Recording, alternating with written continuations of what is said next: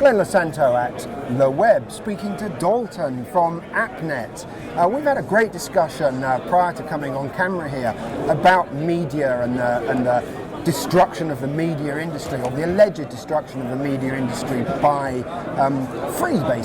free distribution. Now, you've put subscription on app.net, and I kind of really like that. That kind of harks back to the magazine world. Is it going to work? Well, or are you kidding yourself? What it really comes down to is how you define success. And if our goal is to be the size of something like a Facebook or a Twitter, no, it's not going to work. So you're not in. It's not going to get that scale. But but if you define success as financially sustainable companies, if you define success as technical innovation, market share almost doesn't matter and quality does. And so if you look at the way like the PC industry works, there's a high end. You know, the iPhone has been very small market share, which is increasing, but it's still not the dominant factor.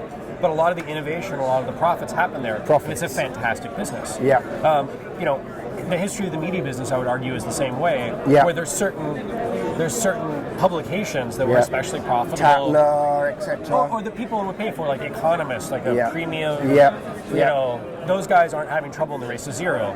Whereas on the lower end, it's been much more challenging. Yeah, it's been very destructive indeed. Right. Now, this is interesting because you kind of suggesting that this is a sustainable model.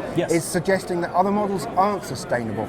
Is the ad-based model of Facebook and Twitter, is that going to work in the long term, or are the users just going to say, we don't want this anymore? We're fed up with ads and we're fed up with you stealing our data. We're going to walk away and go to AppNet. I think it is sustainable, but only for a small number of people. Meaning, the number of companies that attempt to get 10 million users, you need 10 million users to have an ad-supported business, right? Now, this has been blogged about a lot. If you're a new company and you want to say, oh, we're going to be the next XYZ, you really need at least 10 million registered users if you're a free service to even make a run having an ad business. And if you only get 1 million or 2 million or 3 million, you know, it's not going to happen. And so I think that the guys that manage to get to that scale can have fantastic businesses. So I'm not going to say, oh, no. So Facebook isn't going to Yahoo? I don't. I mean, Yahoo's still a good, like, you can go read their financials. It's a profitable company. They've had challenges. But it's not like they're going to vaporize overnight. They're a really profitable entity. So all the people, though, that don't make it to that scale, it's not sustainable at all. So you're really going to occupy a slightly different space? I think that's right. And I think that's worth trying. I agree. I absolutely agree. Let's go for it, guys. Thanks very much. Yeah, thanks so much. Sorted. Thanks for your time. Brilliant. Thanks for your time. Okay, guys.